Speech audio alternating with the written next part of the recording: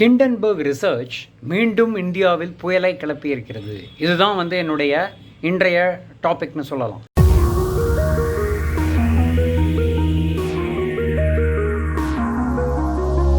இதில் மெயினான கேரக்டர் என்னன்னு பார்த்தீங்கன்னா மாதாபி புக் அப்படின்றவங்க. அவங்க யார் அப்படின்னு பார்த்தீங்கன்னா செபி சேர்மன். ஸோ வாங்க நண்பர்களே, இந்த வீடியோவில் இந்த டாப்பிக்கை பற்றி நான் கவர் பண்ண போகிறேன். 5 விஷயங்கள் மேட்டரில் எடுத்துக்கலாம். முதல் விஷயம் என்னென்னா, ஹிண்டன்பர்க் அப்படிங்கிறவங்க யார்? இது ஹிண்டன்பர்க் வெர்ஷன் 2ன்னு சொல்லலாம். ஹிண்டன்பர்க் வெர்ஷன் 1 என்ன தான் சொன்னாங்க அப்படிங்கிறத பற்றிய செய்தி இரண்டாவதை பார்க்கலாம். மூணாவது, செபிக்கும் ஹிண்டன்பர்க்குக்கும் இப்போது உள்ள அந்த புயல் என்ன அப்படிங்கிறத பற்றி பார்க்கலாம். நான்காவது, அலகேஷன்ஸ் எஸ்பெஷலி ஒரு சிங்கிள் அதானி குரூப்பை டார்கெட் பண்ணி ஹிண்டன்பர்க் செய்ததுடைய காரணம் என்ன, இது நான்காவது. ஐந்தாவது, ட்விஸ்ட். நான் எப்போதுமே சொல்கிற மாதிரி இந்த ட்விஸ்ட்டை நீங்கள் பார்த்தீங்கன்னா கண்டிப்பாக இதுக்கு முன்னாடி உள்ள விஷயங்கள்லாம் கரெக்டாக சீக்வன்ஸாக பார்த்தா புரியும். இது என்ன விஷயம் அப்படின்னா, காங்கிரஸ் இந்த ஹிண்டன்பர்க் ரிசர்ச்சில் தொடர்பு வைத்துள்ளதா இல்லையா அப்படிங்கிற அந்த மிக முக்கியமான கேள்வி. ஸோ நான் பிரகாஷ் பேசுகிறேன், மோட்டிவேஷன் நியூஸ் சேனல்.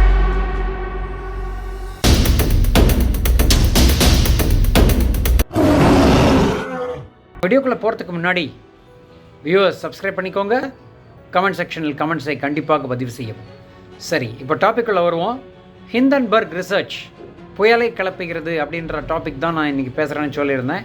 அது என்ன மேட்டர் அப்படின்னு பார்த்தீங்கன்னா, நேற்றைய தினம் ஆகஸ்ட் 10ஆம் தேதி ஹிண்டன்பர்க் வெப்சைட்டில் போட்ட ஒரே ஒரு மெசேஜ் என்ன போட்டிருந்தாங்கன்னா, whistle blower documents reveal SEBI's chairperson had stake in obscure offshore entities used in Adani money siphoning scandal அப்படின்னு போட்டிருந்தாங்க. அதாவது என்ன விஷயம் அப்படின்னா, இவங்க விசில் ப்ளோயர்னு அவங்க சொல்கிறது அவங்களையே தான் ஹிண்டன்பர்க். நாங்கள் சொல்லிட்டோம், என்ன சொல்கிறோம், நாங்கள் ரிசர்ச் பண்ணதில் என்ன ரிவீல் ஆகிருக்கு அப்படின்னு பார்த்தா, செபி உடைய சேர்பர்சன் மாதாபி புக் அப்படிங்கிற ஒரு லேடி, அவங்க இந்த ஆஃப்ஷோர் என்டிட்டிஸ், அதாவது ஃபாரின் இன்வெஸ்ட்மெண்ட், யாருடைய ஃபாரின் இன்வெஸ்ட்மெண்ட், அதாவது கௌதம் அதானியுடைய பிரதர் வினோத் அதானியுடைய இன்வெஸ்ட்மெண்ட்டில் ஸ்டேக் வைத்திருக்கிறார் செபி சேர்மேன் அப்படின்ற ஒரு மிக மிக முக்கியமான சென்சேஷனல் மெசேஜை ஆகஸ்ட் 10ஆம் தேதி போட்டிருக்காங்க. இந்த ஒரு விஷயந்தான் இப்போது பூகம்பமாக வெடித்திருக்கிறது. ஸோ இதுதான் நான் சொல்ல வர அந்த மிக முக்கியமான விஷயம். இந்த விஷயத்தில் முதல்ல ஹிண்டன்பர்க் யார் அப்படின்னு பார்த்தா, அவங்க US based financial and advisory research ஃபார்ம்னு சொல்லலாம்.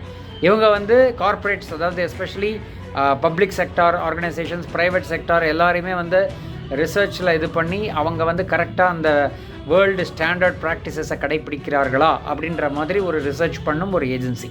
இவங்க நாட் ஒன்லி ஃபார் இந்தியா, மற்ற வேர்ல்டு ஓவர் செய்ய வேண்டிய ஒரு ஆர்கனைசேஷனாக இருக்கிறார்கள். ஆனால் எந்தனால தெரியல, ஒரு ட்ரெண்டிங்காக இல்லை என்ன விதமான இதுன்னு தெரியல, ஏஷியன் கம்பெனிஸ் மற்றும் இந்தியன் கம்பெனிஸில் ரொம்ப இன்ட்ரெஸ்ட் காட்டுறாங்க அப்படிங்கிற ஒரு விஷயமும் வருகிறது. இதுதான் ஹிண்டன்பர்க்கை பற்றிய ஒரு சின்ன இன்ட்ரோடக்ஷன்னு சொல்லலாம். ஸோ இதனுடைய ஃபவுண்டர் யார் அப்படின்னு பார்த்தீங்கன்னா,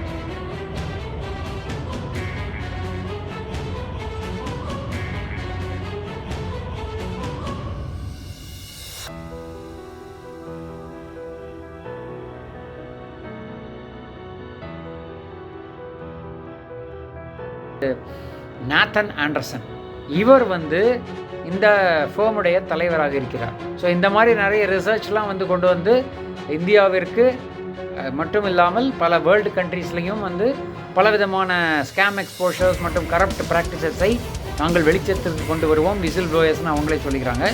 ஸோ அதை பேஸ் பண்ணி அவங்க வந்து சொல்லும் விஷயம்தான் இந்த ஹிண்டன்பர்குடைய மேட்டராக இருக்கிறது. ஸோ இதுதான் வந்து அவங்களுடைய இன்ட்ரோடக்ஷன். சரி, இப்போ ஹிண்டன்பர்க் வந்து செபி சேர்மன், நான் சொன்ன மாதிரி செபி சேர்மன் மாதாபி புக்னு இருக்காங்க. அவங்க மற்றும் அவங்களுடைய ஹஸ்பண்ட் 2 பேரையும் வந்து டார்கெட் பண்ணியிருக்காங்க. ஸோ இந்த டார்கெட்டிங்னு நான் சொல்லும் பொழுது அவங்க என்ன பண்ணியிருக்காங்க அப்படின்னா, ஆஃப்ஷோர் இன்வெஸ்ட்மெண்ட்ஸ் இவங்க யார் செபி சேர்மன் வச்சுருக்காங்க. அவங்க மட்டும் இல்லாமல் அவங்களுடைய ஹஸ்பண்ட் டபுள் புட்ச்னு இருக்கார், அவங்க 2 பேருமே சேர்ந்து இன்வெஸ்ட்மெண்ட்ஸ் வச்சுருக்காங்கன்ற மாதிரி ஒரு ரெவலேஷன் கொடுத்ததாக ரிப்போர்ட்ஸில் தெரிவித்திருக்கிறார்கள். நேற்றைய தினம்னு சொல்லும்போது ஆகஸ்ட் 10ஆம் தேதி அவர்கள் வந்து ஒரு ட்வீட் போட்டிருக்காங்க. அதாவது யார், ஹிண்டன்பர்க், ரொம்ப முக்கியமான ஒரு மெசேஜ் எங்களிடமிருந்து வருகிறது அப்படின்னு ஒரு டீசர், ஒரு ப்ரீவியூ, அப்படி எப்படி வேணால் நீங்கள் எடுத்துக்கலாம், அந்த மாதிரி விஷயத்தை ஒரு பெரிய ஒரு பில்டப்போட கொடுத்துருக்காங்க. ஸோ இது வந்து இப்போ நம்ம ஒரு சீக்வன்ஸாக பார்த்துடலாம். நான் சொன்னேன் இல்லையா, ஹிண்டன்பர்க் வெர்ஷன் 2, இது வெர்ஷன் 1 என்ன பண்ணாங்க அப்படின்னு பார்க்குறத நான் வந்து உங்களுக்கு ஒரு சீக்வன்ஸாக கொடுத்துடலாம். அதாவது ஜனவரி 5ஆம் தேதி 2023 ஹிண்டன்பர்க் என்ன பண்ணாங்கன்னா, அவங்க ஒரு ரிப்போர்ட் ரிலீஸ் பண்ணாங்க. என்ன ரிப்போர்ட் அப்படின்னா, Adani group, how the world's 3rd richest man is pulling the largest con in corporate history. அதாவது அதானி குரூப், உலகத்தின் மிக முக்கியமான 3வது பணக்காரரான அதானி, அவருடைய இதை வந்து லார்ஜஸ்ட் காங்க்ளமரேட்டை வந்து எப்படி கார்ப்பரேட் ஹிஸ்ட்ரியில் வந்து ஜெயிக்க வைத்து கொண்டிருக்கிறார்ன்ற மாதிரி ஒரு நக்கலாக ஒரு இதை ரிலீஸ் பண்ணாங்க. அதில் வந்து which pulled back the curtains on alleged financial fraud. அதற்கு பிறகு அவங்க சொன்ன விஷயம், ஃபினான்ஷியல் ஃப்ராட் மற்றும் ஸ்டாக் மேனிப்புலேஷன் பண்ணியிருக்காங்க இந்த காங்க்ளமரேட், இது மூலமாக பல பெனிஃபிட்ஸ் இது பண்ணி தான் வந்திருக்காங்க அப்படின்னு சொல்லிட்டு ஒரு ரிப்போர்ட்டு ஃபஸ்ட்டு வெர்ஷன் 1 ரிலீஸ் பண்ணாங்க. இது ஜனவரி 25, 2023. இந்த ரிப்போர்ட்டில் என்ன எஃபெக்ட் நடந்துச்சுன்னா, கிட்டத்தட்ட 20,000 கோடி வந்து அதானி வந்து அந்த டைம் வந்து follow on public offer FPO அப்படிங்கிறத ரிலீஸ் பண்ணுறதுக்காக இருந்தார். அப்போ இந்த செய்தி வந்த உடனே அதானி குரூப்புடைய ஷேர்ஸ் எல்லாம் வந்து ஸ்டாக்ஸ் இறங்க ஆரம்பிச்சுது. ஸோ இதில் வந்து இன்னொரு விஷயம் என்னென்னா, அப்போவே ஒரு ஹிண்ட் கொடுத்துருந்தாங்க ஹிண்டன்பர்க் ரிசர்ச். அவங்க என்ன சொல்லியிருந்தாங்கன்னா, செபி வந்து இதை இன்வெஸ்டிகேட் பண்ணணும் அப்படின்ற மாதிரி ஆரம்பித்து அந்த டிரான்சாக்ஷன் உள்ளே போய் அவங்க பார்க்கணுன்ற மாதிரி ஒரு இது கொடுத்துருந்தாங்க, report R rather suggestion R recommendation கொடுத்துருந்தாங்க. ஸோ அதானி குரூப் வந்து இந்த கிளைமுக்கு உடனே வந்து மறுப்பு தெரிவித்து விட்டார்கள். இது வந்து பேஸ்லெஸ் அலகேஷன், இதை வந்து எங்கள் ஷேர் ப்ரைஸை குறைப்பதற்காக அவங்க பண்ணும் வேலை அப்படின்ற மாதிரி. February 24 என்ன பண்ணாங்கன்னா, என்ன நடந்தது அப்படின்னு பார்த்தீங்கன்னா, அதானி என்டர்பிரைசஸுடைய ஷேர்ஸ் நான் சொன்ன மாதிரி 59% வரை குறைந்தது. ஸோ இந்த ரிப்போர்ட் ரிலீஸ் பண்ணினுடைய எஃபெக்டாக இருந்தது. ஸோ இதனால அதானி குரூப்புக்கு நிறைய லாஸஸ் வந்தது. ஸோ இது வந்து நடந்தது February 24. அதே மாதம் சுப்ரீம் கோர்ட் வந்து ஒரு பப்ளிக் இன்ட்ரெஸ்ட் லிட்டிகேஷன் வந்து இந்த ஒரு கமிட்டி போடணும் அப்படின்னு சொல்லி ஒரு PIL சொல்லியிருந்தாங்க. அதை ஏற்றுக்கொண்டு செபியை வந்து இன்வெஸ்டிகேட் பண்ணுங்க அப்படின்னு சொல்லி உத்தரவிட்டார்கள். இதற்கு பிறகு நடந்த விஷயம், சுப்ரீம் கோர்ட் வந்து மார்ச் 2ஆம் தேதி வந்து இந்த அலகேஷன்ஸ் எல்லாம் நீங்கள் ப்ரோவ் பண்ணி அந்த ஸ்டாக் மேனிப்புலேஷன் நடந்திருக்கா, ஃபினான்ஷியல் இர்ரெகுலாரிட்டிஸ் இருக்கா அப்படிங்கிறத வந்து நீங்கள் எடுத்துக்கொள்ள வேண்டும்னு ஸ்ட்ராங்காக ஒரு இது ரெக்கமெண்டேஷன் செபிக்கு கொடுத்துருக்காங்க. ஸோ சுப்ரீம் கோர்ட் வந்து அதுக்கப்புறம் ஒரு பேனலையும் வந்து க்ரியேட் பண்ணி இந்தியன் இன்வெஸ்டர்ஸை ப்ரொடெக்ட் பண்ணணும். இந்த அதானி குரூப் வந்து கிட்டத்தட்ட $100 மில்லியன் வரைக்கும் இழந்து விட்டார்கள், அதனால் வந்து ப்ரொடெக்ஷனுக்காக நீங்கள் வந்து ஒரு பேனலை போடணும்னு ஒரு அட்வைசரி கொடுத்துருந்தாங்க. அதற்கு பிறகு பிப்ரவரியில் நடந்த விஷயங்கள் இது. திருப்பி மே மாதம் 2023 போன வருடம் இப்போ 17ஆம் தேதி என்ன நடந்ததுன்னு பார்த்தீங்கன்னா, கோர்ட் வந்து செபிக்கு வந்து டைமை வந்து எக்ஸ்டெண்ட் பண்ணி இந்த மாதிரி ரிசல்ட்ஸ், இன்வெஸ்டிகேஷன் ரிசல்ட்ஸை வந்து நீங்கள் ஆகஸ்ட்டில் சப்மிட் பண்ணலாம் அப்படின்ற மாதிரி சொல்லியிருந்தாங்க. ஸோ திருப்பி நவம்பரில் அவங்க என்ன பண்ணாங்கன்னா, வேர்டிக்டை வந்து நான் வந்து இந்த கொஞ்சம் தள்ளி வைக்கிறோம் அப்படின்ற மாதிரி ஒரு இது கொடுத்தாங்க. இந்த வருடம் ஜனவரி 3, 2024 அந்த இண்டிபெண்ட் இவங்க கவர்மெண்ட்லேருந்து என்ன சொல்லியிருந்தாங்கன்னா, CBI ப்ரோப் வேணும் அப்படின்ற மாதிரி சொல்லியிருந்தாங்க. அதை வந்து சுப்ரீம் கோர்ட்டில் டிஸ்மிஸ் பண்ணிட்டாங்க அதானி குரூப்பை எதிர்த்து. இது வந்து இந்த செபியை வந்து செபி மட்டும்தான் வந்து இதை டிசைட் பண்ண முடியும் அப்படின்ற மாதிரி பவர் இஸ் வித் செபின்ற மாதிரி ஒரு ஃபோக்கஸ் கொடுத்தாங்க. அதே ஹியரிங்கில் சுப்ரீம் கோர்ட் வந்து செபியை வந்து 3 மாதத்துக்குள்ளே இந்த ஃபுல் இதையும் நீங்கள் முடிச்சிருங்க அப்படின்னு சொல்லிட்டு கொஞ்சம் கூட டைம் கொடுத்தாங்க. ஜனவரி 24 இந்த வருடம் ஜனவரி 3ஆம் தேதி கௌதம் அதானி என்ன பண்ணாருன்னா எக்ஸில் வந்து ஒரு இது போட்டிருந்தார். அதாவது ட்விட்டரில் அதாவது ஹானரபிள் சுப்ரீம் கோர்ட்டுடைய ஜட்ஜ்மெண்ட் வந்து என்ன சொல்கிறதுன்னா, எங்களுடைய உண்மைத்தன்மை புலப்பட்டு விட்டது, சத்தியமேவ ஜெயதே அப்படின்னு சொல்லி போட்டு, நாங்கள் வந்து எங்களோட நின்ற எல்லோருக்கும் நன்றி கடமைப்பட்டிருக்கிறோம், எங்களுடைய humble contribution to India's growth அப்படின்ற மாதிரி ஜெய் ஹிந்துன்னு முடிச்சிருக்காங்க. இது ஒரு மெசேஜ், பவர்ஃபுல் மெசேஜ் கொடுத்துருக்காங்க.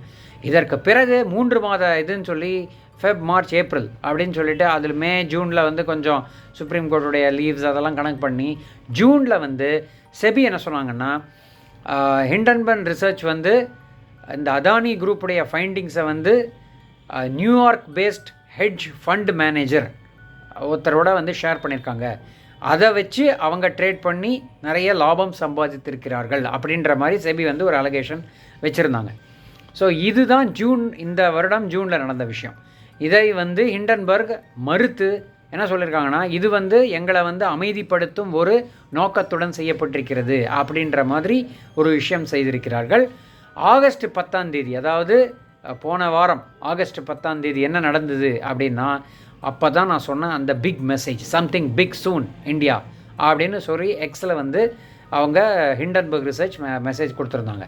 அதே 10ஆம் தேதி உடனே வந்து என்ன இந்த சொன்ன வினோத் அதானியோட ஆஃப்ஷோர் இன்வெஸ்ட்மெண்ட்ஸ் வந்து செபியுடைய சேர்மேன் மாதாபி புக் மற்றும் தவல் புக் 2 பேரும் வச்சுருக்காங்க. ஸோ இதனால் வந்து அவங்களுக்கு உள்ள ஒரு ப்ரைவேட் டிரான்சாக்ஷனை மறைப்பதற்காக இந்த மாதிரி அதானி குரூப்புடைய விஷயத்தில் விளையாடி இருக்கிறார்கள் அப்படின்ற மாதிரி இவங்க ஹிண்டன்பர்க்லேருந்து ஒரு அனௌன்ஸ்மெண்ட் ஆகஸ்ட் 10ஆம் தேதி கொடுத்துருக்காங்க. அதற்கு ஆகஸ்ட் 11ஆம் தேதி செபி சீஃப் மாதுபி புக் மற்றும் அவங்களுடைய ஹஸ்பண்ட் தவல் புக் 2 பேருமே ஒரு ஜாயிண்ட் ஸ்டேட்மெண்ட் கொடுத்துருக்காங்க. இந்த ரிப்போர்ட் வந்து பேஸ்லெஸ், ஃபினான்ஷியல் ரெக்கார்ட்ஸ் எல்லாமே வந்து ஓப்பனாக இருக்குது, நீங்கள் செக் பண்ணிக்கலாம், எந்த விதமான மேல் ப்ராக்டிஸும் நடக்கவில்லை அப்படின்னு சொல்லிட்டு ஓப்பனாக தைரியமாக ஒரு பதிலடி கொடுத்துருக்கிறார்கள்.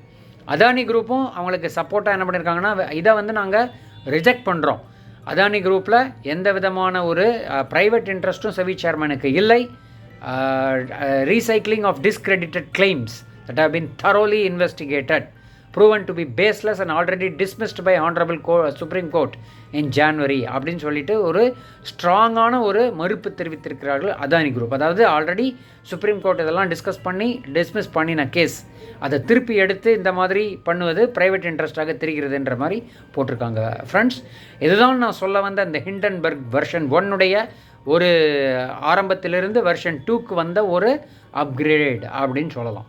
லெவல் 1 லெவல் 2ன்ற மாதிரி இப்போ லெவல் 2ல் இருக்காங்க. இப்போ வந்து நாளைய தினம் ஆர் ரேதர் மண்டே பார்க்கலாம் நமக்கு எந்த விதமான சேஞ்சஸ் நடக்கிறது அப்படின்னு சொல்லிட்டு. ஸோ இந்த இன்ட்ரெஸ்டிங்கான விஷயம் இது வந்து இது நான் சொன்ன மாதிரி ஹிண்டன்பர்க் என்ன மாதிரி விளையாடுறாங்கன்ற ஒரு விஷயத்தை தெரிவிக்கிறது. நான் வந்து சொல்கிற அந்த 5வது ட்விஸ்ட் இப்போ தான் நீங்கள் முக்கியமாக கவனிக்கணும். நான் இது வரைக்கும் சொன்னதெல்லாம் வந்து ஈவெண்ட்ஸ் என்ன நடந்ததுன்னு, இப்போ என்ன நடக்க இருக்கிறது அப்படின்ற ஒரு விஷயத்தை வந்து நடக்க இருக்கிறதுன்னு சொல்கிறத நடந்து முடிந்து விட்டது.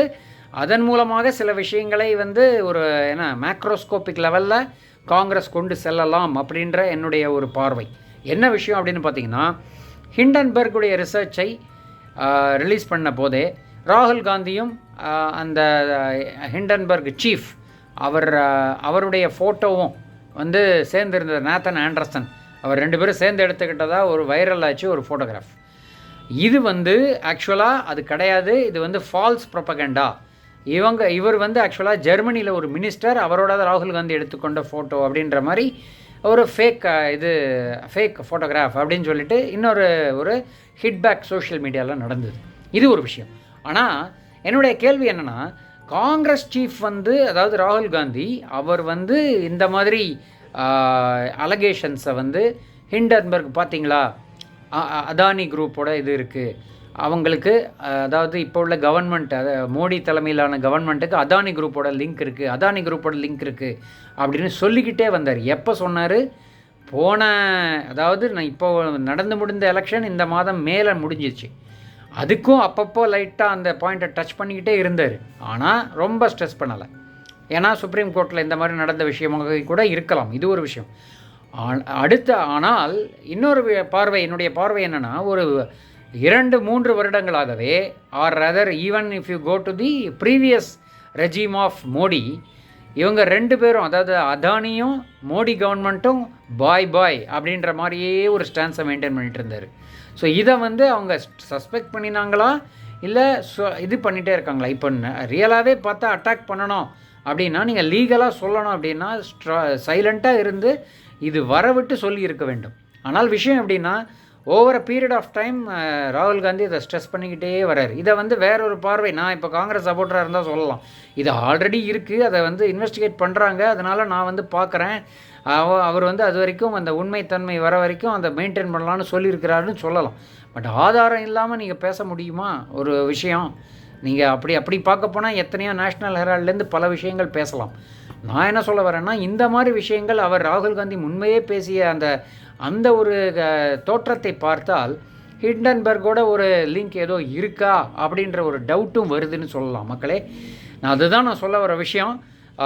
என்னுடைய இதுதான் நான் அந்த வீடியோவில் சொல்ல வந்த சாரம்னு சொல்லலாம். மெயினாக ராகுல் காந்தி மட்டும் இல்லை, ஹிண்டன்பர்க் என்ன செய்கிறாங்க, அவங்க யார், என்ன ரிப்போர்ட் பண்ணியிருக்காங்க, இதனால் என்ன இப்போ சப்போஸ் சுப்ரீம் கோர்ட்டே டிஸ்மிஸ் பண்ணிட்டாங்கன்னா நிறைய இதில் காங்கிரஸே சொல்கிறாங்கல்ல, சுப்ரீம் கோர்ட்டுக்கு இதாகிடுச்சுப்பா. ஸோ டெஃபினட்டாக ஃபார்ம் லாஸை இப்போது விட்ரா பண்ணாங்க. ஃபார்ம் லாஸை விட்ரா பண்ணும்போது என்ன சொன்னாங்க, சுப்ரீம் கோர்ட்டே அதை அக்செப்ட் பண்ணல, ஒரு கோர்ட் வெர்டிக்ட் வரைக்கும் இது இருக்குது, ஸோ அதனால் ப்ரெஷர் இஸ் ஆன் தி கவர்மெண்ட்ன்ற மாதிரி அவங்க விட்ரா பண்ணோன்னா வெற்றின்ட்டாங்க.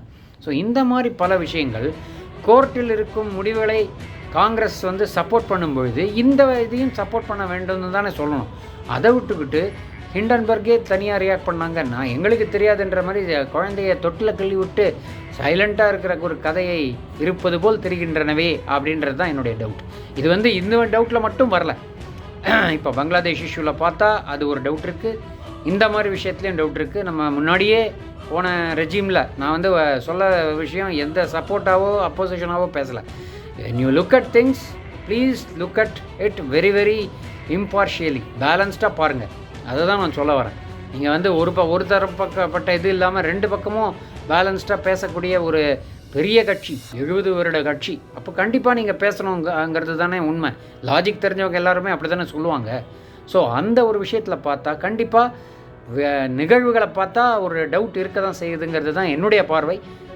என்னுடைய கேள்வியெல்லாம் நீங்கள் என்ன நினைக்கிறீங்க? இந்த மாதிரி விஷயத்தில் ஹிண்டன்பர்க் செய்வது கரெக்டாக? ஹிண்டன்பர்க்கு ஹிடன் இன்ட்ரெஸ்ட் இருக்கா, இல்லை அதானி நிஜமாகவே கரப்ட் ப்ராக்டிசஸ் மேற்கொண்டிருக்கிறாரா? அப்படி கரப்ட் ப்ராக்டிஸ் மேற்கொண்டால் சுப்ரீம் கோர்ட் அதை ஏன் எதிர்க்காமல் அதுக்கு ஓகே செபிஸ் ஆர்குமெண்ட் அக்செப்டட்னு சொல்லி ஏன் பண்ணுறாங்க? இப்போ உள்ள மாதாபி புக் டிரான்சாக்ஷன், மாதாபி புக்கும் அவர் ஹஸ்பண்டும் ஜாயின்ட் ஸ்டேட்மெண்ட் கொடுத்துருக்காங்க, டிரான்சாக்ஷன் இஸ் வெரி டிரான்ஸ்பரண்ட், நீங்கள் செக் பண்ணிக்கோங்கன்னு தைரியமாக சொல்ல காரணம் என்ன? இதை பற்றிய கமெண்ட்ஸ் வரவேற்கப்படுகின்றன சொல்லி இந்த வீடியோவை நான் இத்துடன் முடிச்சுக்கிறேன். பல சூடான டாபிக்ஸ் உங்களுக்கு வேணும்னா நான் ரிசர்ச் பண்ணி கொடுக்க தயாராக இருக்கேன் இந்த மோட்டிவேஷன் நியூஸ் சேனலில். விரைவில் சந்திப்போம் இன்னொரு முக்கியமான வீடியோவுடன். வணக்கம்.